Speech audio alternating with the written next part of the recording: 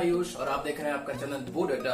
आज की इस वीडियो में हम बात करेंगे क्लास 12 की बिजनेस स्टडीज की चैप्टर नंबर 1 के 3 टॉपिक्स के बारे में, जिसका मैं शॉर्ट फॉर्म बता दूं। ये टॉपिक्स है NFF, N for nature, F for functions and F for features of management.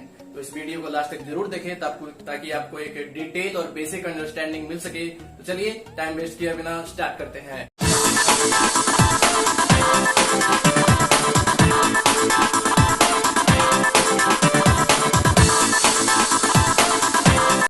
चलिए स्टूडेंट्स, आज का टॉपिक है हमारा nature and significance of management का। हम बात करेंगे 3 टॉपिक्स की, जिसमें से हमारा पहला है definition of management. So management is the process of getting things done with the purpose of achieving goals effectively and efficiently, और we can say that management is the integrated process of planning, organizing, staffing, directing and controlling the activities of an enterprise to achieve the objectives efficiently and effectively. तो यहाँ पे हम पहले बात करते हैं management के डेफिनेशन के बारे में। सो यहाँ पे कहा गया है सिंपली कि मैनेजमेंट एक ऐसा प्रोसेस है जिसमें हम अपने कामों को उस तरीके से करते हैं कि हमारा जो काम है इफ़ेक्टिवली हो जाए और इफ़िशियंटली हो जाए। तो हम या फिर हम कह सकते हैं कि मैनेजमेंट एक planning, organizing, staffing, directing, controlling, इन सब को मिलाकर एक ऐसा इंटीग्रेटेड प्रोसेस है जिसका यूज़ हम अपने ऑब्जेक्टिव को इफ़िशिएंटली और इफ़ेक्टिवली यूज़ करने में करते हैं। तो हमने यहाँ पे दोनों डेफिनेशंस में देखा कि 2 वर्ड्स हमारे लिए बहुत कॉमन सी आ रही हैं, इफेक्टिवनेस एंड इफिशियंसी। ठीक है, तो हम पहले बात करते हैं इफेक्टिवनेस के बारे में। Effectiveness is concern with doing the task and completing the achievement of goals in set time. यानी कि इफेक्टिवनेस कहने का तात्पर्य यहाँ पे है कि आप किसी भी काम को करते हैं किसी सेट टाइम में, आपका कॉस्ट कितना भी लगे लेकिन आपका वो काम कंप्लीट हो जाना चाहिए। ठीक है, और हमारा जो सेकेंड पॉइंट है वो है इफिशियंसी।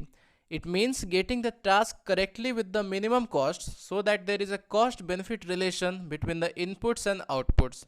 इफिशियंसी में हम अपने काम को तो तय समय में करते ही हैं, लेकिन हम मिनिमम कॉस्ट के साथ करते हैं ताकि हमारा जो कॉस्ट बेनिफिट एनालिसिस है वो बढ़ सके और हमें मिनिमम से मिनिमम कॉस्ट लगे किसी भी काम को करने में।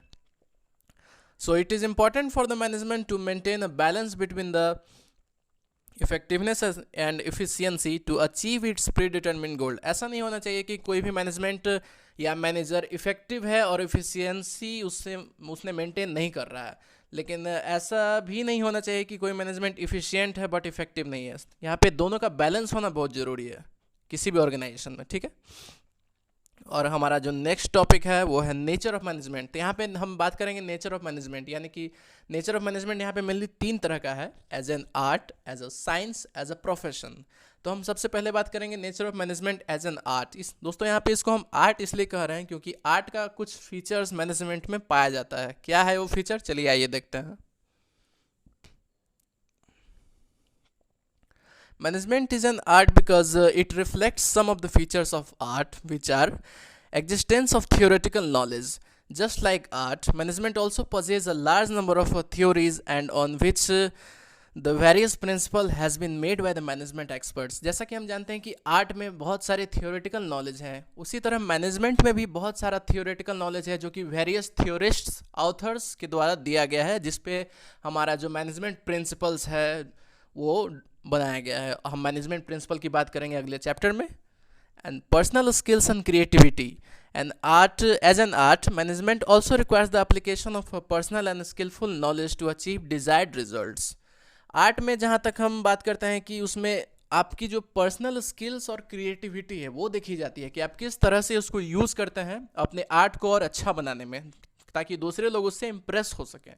उसी तरह से मैनेजमेंट में एक मैनेजर को भी रिक्वायर्ड होता है कि वो अपना पर्सनल स्किल्स किसी भी काम को करने में या किसी भी सिचुएशन को डील करने में अच्छी तरह से कर सके। हमारा जो थर्ड पॉइंट है वो है बेस्ड ऑन प्रैक्टिस।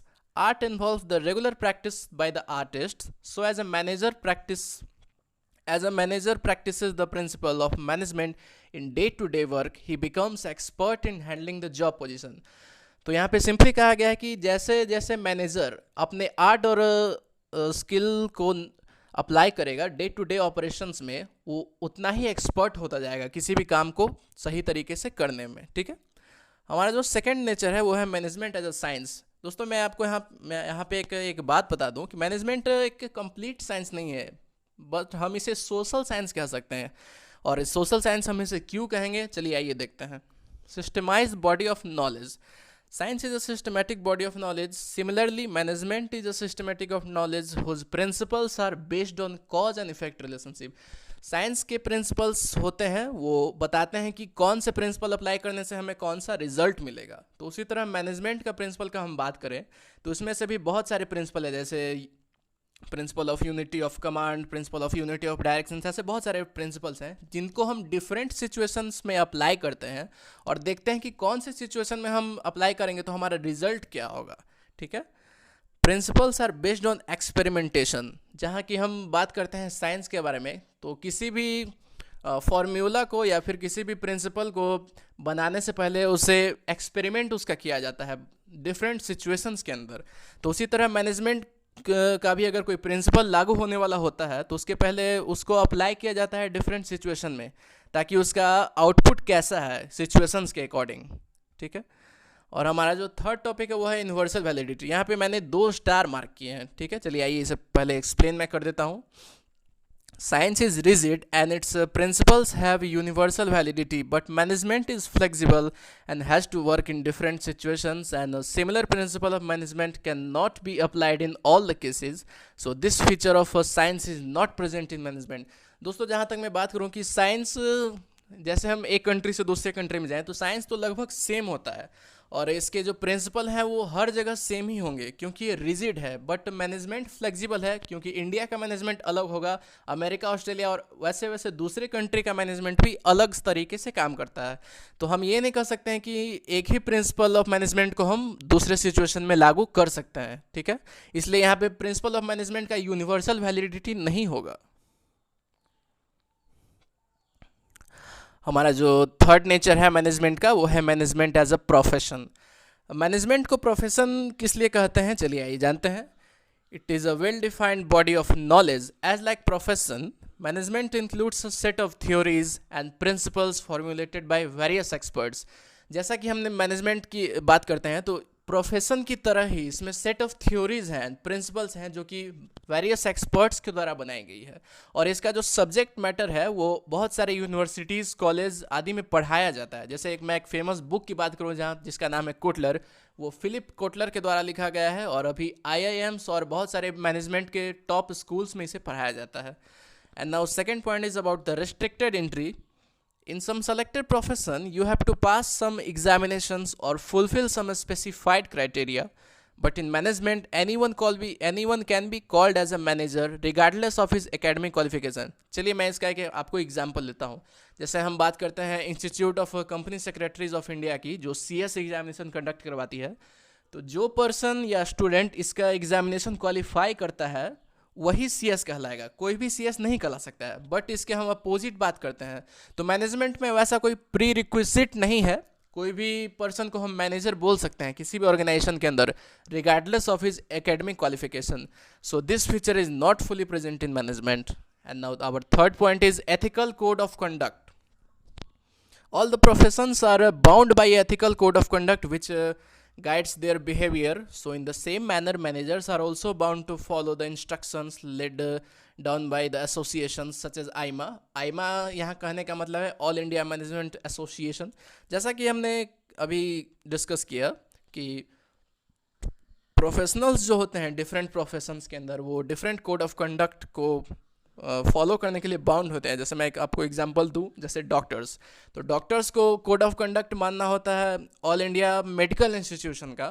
और उसी तरह हम बात करते हैं मैनेजमेंट में भी बहुत सारे इंस्टीट्यूशंस हैं, लेकिन मुझे नाम नहीं याद आ रहा था इसलिए मैंने अभी एक का ही एग्जाम्पल लिया है।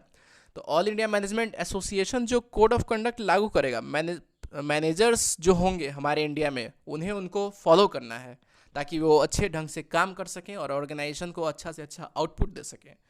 हमारा जो लास्ट पॉइंट है मैनेजमेंट एज अ प्रोफेशन का वो है सर्विस मोटिव। दोस्तों कोई भी प्रोफेशन हो उसके अंदर सर्विस मोटिव जरूर होता है। जैसे टीचर हमें टीच करते हैं, पढ़ाते हैं, डॉक्टर्स हम लोगों की मतलब क्योर करने का काम करते हैं, उसी तरह से मैनेजमेंट में भी एक टाइप का सर्विस मोटिव प्रेजेंट होता है। चलिए सबसे पहले से हम लोग पढ़ते हैं। There is a service motive present in all professions. So in the same way a good management ensures that it serves the objective of profit as well as welfare maximization efficiently। Management यहाँ पे try करता है कि वो profit के साथ साथ welfare भी अच्छी ढंग से वो बढ़ा सके और लोगों को सोसाइटी में अच्छी तरह से सर्व कर सके। सो हम कंक्लूजन पे यहाँ पे हम लोग पहुँचते हैं और हम लोग कह सकते हैं management is a complete art because all the features of art are present in the management. Management is a social science but not a pure science, because pure science in rigid, and as we have discussed that management is flexible in nature, and management does not means the exact profession, does not means the criteria of exact profession। ठीक है।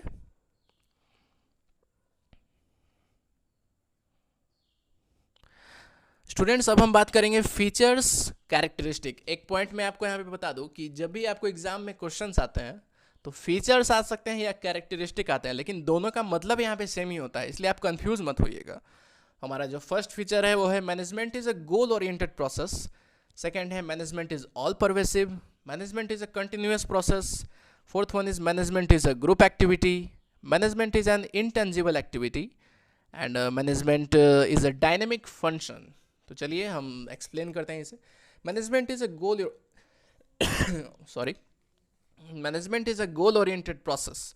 Management का किसी भी organization के अंदर basic objective क्या होता है कि वो किसी भी ऑर्गेनाइजेशन की प्री डिटरमिन्ड ऑब्जेक्टिव को अच्छी तरीके से वो अचीव कर सके और जो मैक्सिमम गोल है वो अचीव कर सके किसी भी ऑर्गेनाइजेशन के अंदर। Management is all pervasive. Management हर जगह पाया जाता है, चाहे वो स्कूल्स हो, कॉलेज हो, हॉस्पिटल हो। ऐसा नहीं कि ये हमारे बिजनेस के अंदर ही रहेगा, नहीं, ऐसा नहीं है। मैनेजमेंट हर स्थान पर है और हर लेवल पर ये अलग ढंग से काम करता है। Management is a continuous process. Management है जो हमारा एक ऑर्गेनाइजेशन के अंदर या कहीं भी एक ऑन गोइंग प्रोसेस है। आप ये नहीं कर सकते कि हमारा एक बार काम हो गया तो दूसरी बार हमें वो काम नहीं करना है, ठीक है। तो मैनेजमेंट का प्रोसेस है वो कंटिन्यू होता रहेगा, हमेशा चलता रहेगा ऑर्गेनाइजेशन का। वो टॉप हायरार्की से लेकर लोअर हायरार्की तक ये हमेशा रोटेट होता रहता है। And management is a group activity. तो मैनेजमेंट की जहाँ तक हम बात करें तो ये ग्रुप एक्टिविटी है, क्योंकि अकेला एम्प्लॉय या अकेला इंडिविजुअल हर तरीके का काम अपने ढंग से नहीं कर सकता है, इसलिए हम यहाँ पे सभी एम्प्लॉयज़ को साथ लेकर चलेंगे और उनका कंट्रीब्यूशन हमारे ऑब्जेक्टिव को अचीव करने में मदद करेगा। And management is an intangible activity. Management N intangible force हम इसको यहाँ पे कह सकते हैं, क्योंकि हम मैनेजमेंट को देख या छू नहीं सकते, पर ये किस तरीके से काम करता है, मैनेजमेंट किसी भी ऑर्गेनाइजेशन का इफेक्टिव है या नहीं है, ये ऑर्गेनाइजेशन के आउटपुट को देखकर हम पता लगा सकते हैं कि मैनेजमेंट किस तरीके से काम कर रहा है, ठीक है। And management is a dynamic function. तो मैनेजमेंट को क्या होता है कि सिचुएशंस के अकॉर्डिंग चेंज होना पड़ता है, ठीक है दोस्तों। मैनेजमेंट एक हॉस्पिटल में अलग तरह से काम करेगा, एक स्कूल में अलग तरह से काम करेगा और डिफरेंट सिचुएशंस के अंदर ये अपने आप को चेंज करता रहता है। हमारा जो अब हम नेक्स्ट टॉपिक की ओर बढ़ेंगे जिसका नाम है फंक्शंस ऑफ मैनेजमेंट। तो functions of management, there are mainly 5 functions of management: planning, organizing, staffing, directing and controlling. तो चलिए सबसे पहले हम बात करते हैं फर्स्ट फंक्शन ऑफ मैनेजमेंट जिसका नाम है प्लानिंग। तो planning refers to determining in advance what has to be done and who is to do it. Planning मतलब हम एक अनुमान लगाते हैं कि कौन सा काम कौन व्यक्ति करेगा और किस ढंग से करेगा। और हमारा जो सेकंड है वो है ऑर्गेनाइजिंग। तो मैं आपको एक ओवरव्यू देता हूँ यहाँ पे। Organizing is the process of bringing together the human, physical and financial resources at one place to achieve the desired goals effectively and efficiently. यानी कि जहाँ पे हम यहाँ पे इसकी बात करते हैं तो किसी भी काम को करने के लिए किस तरह के रिसोर्सेज चाहिए, उन सभी को एक जगह पे इकट्ठा करना, हम उसे ऑर्गेनाइजिंग कहते हैं। एंड थर्ड पॉइंट है हमारा स्टाफिंग। स्टाफिंग यहाँ पे बात करता है मैन पावर की, यानी कि हमारा जो काम होगा ऑर्गेनाइजेशन के अंदर वो किस तरह का होगा, टेक्निकल नेचर का होगा, मैनुअल नेचर का होगा। तो स्टाफिंग बात करता है कि कॉम्पिटेंट पर्सनल हमारे ऑर्गेनाइजेशन के अंदर है या नहीं। और हमारा जो फोर्थ है वो है directing. So directing involves influencing and motivating the employee to perform the task assign to them. Directing बात करता है किसी भी एम्प्लॉय को जो काम दिया गया है वो उसको अच्छे ढंग से कर रहा है या नहीं। अगर वो नहीं कर रहा है तो हम उसे मोटिवेट करते हैं, इन्फ्लुएंस करते हैं by giving them the opportunities and various types of perquisites which we will discuss in the particular chapter of directing. And our last topic is controlling. Controlling is the management function of ensuring that events are performed according to the plans. यहाँ पे हमारा जो plan है उसके ढंग के अनुसार काम हुआ है या नहीं है। यदि हुआ है तो ठीक है, अगर हमारा काम ठीक से नहीं हुआ है तो हम उस पर एम्प्लॉय के अगेंस्ट एक्शन ले सकते हैं सेट स्टैंडर्ड के अगेंस्ट में, और हम देखें कि हमारा जो एम्प्लॉय है वो आगे किस ढंग से आगे अच्छे तरीके से काम कर सके। ठीक है, इंपॉर्टेंस ऑफ मैनेजमेंट हमारा जो लास्ट टॉपिक है आज का, वो management helps in achieving group goals, management increases the efficiency of employees, it creates a dynamic organization and it helps in achieving the personal goals, management helps in development of society. उम्मीद करता हूँ कि ये video आपको ज़रूर पसंद आया होगा, और आप चाहें तो वीडियो को पॉज करके इंपॉर्टेंट पॉइंट्स लिख भी सकते हैं। थैंक यू स्टूडेंट्स, ये थी हमारी आज की वीडियो। मैं होप करता हूँ कि आपको ये जरूर अच्छी लगी होगी। अगर आपको अच्छी लगी तो लाइक करें और कमेंट करें, और आपके जितने भी डाउट्स हैं, क्वेश्चंस हैं इस पर्टिकुलर टॉपिक से रिलेटेड, तो हमें कमेंट सेक्शन में जरूर कमेंट करें। और मैं अगली वीडियो लेके आऊँगा आपके स्टॉक एक्सचेंज के बारे में, जिसपे स्टॉक एक्सचेंज की आपको बेसिक और फुल डिटेल्स मिलेगी शॉर्ट फॉर्म में। तो तब तक के लिए take care, good bye and Jai Hind.